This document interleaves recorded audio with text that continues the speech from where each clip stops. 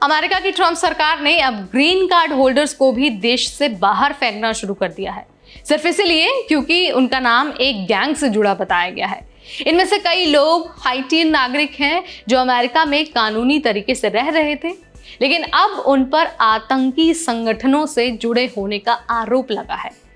तो क्या ट्रंप सरकार इंसाफ कर रही है या फिर ये सारी चीजें राजनीति का हिस्सा है? आज इस वीडियो में मैं आपको बताने वाली हूं कि आखिर पूरा मामला क्या है, कौन है ये गैंग, हैती में क्या हालात है और ट्रंप सरकार पर इतने सवाल क्यों उठ रहे हैं। हाय एवरीबॉडी, मैं हूं नेहा आपके साथ और आप देखना शुरू कर चुके हैं एनबीटी टेक।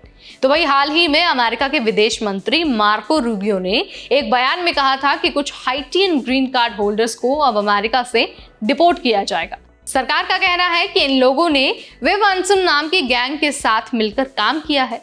ये कोई मामूली गैंग नहीं है, बल्कि ये वही गैंग है जिसने हैती में जेलें तोड़ी हैं, सरकारी इमारतों पर हमला किया है और एयरपोर्ट पर कब्जा कर लिया है।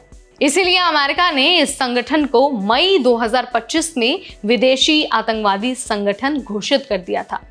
अमेरिकी सरकार का कहना है कि अगर कोई व्यक्ति अमेरिका में रहकर टेररिज्म या फिर हिंसक संगठनों को सपोर्ट करता है, तो चाहे उसके पास ग्रीन कार्ड हो चाहे ना हो, उसे देश से बाहर कर दिया जाएगा।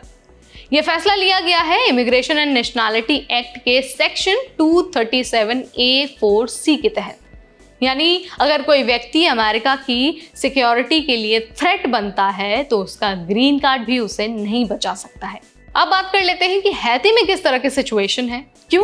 क्योंकि इन्हें वहीं पर वापस भेजा जा रहा है। तो देखिए, संयुक्त राष्ट्र की रिपोर्ट के अनुसार अक्टूबर 2024 से जून 2025 के बीच हैती में करीब 5000 लोग मारे जा चुके हैं। गैंग्स का आतंक इतना बढ़ गया है कि प्रधानमंत्री एरियल को इस्तीफा देना पड़ा है।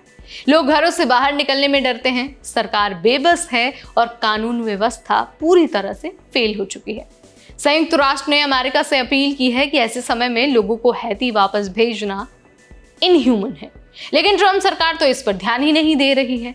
अमेरिका ने एक हाइटियन नागरिक और ग्रीन कार्ड होल्डर को भी गिरफ्तार किया है। नाम है पियरे।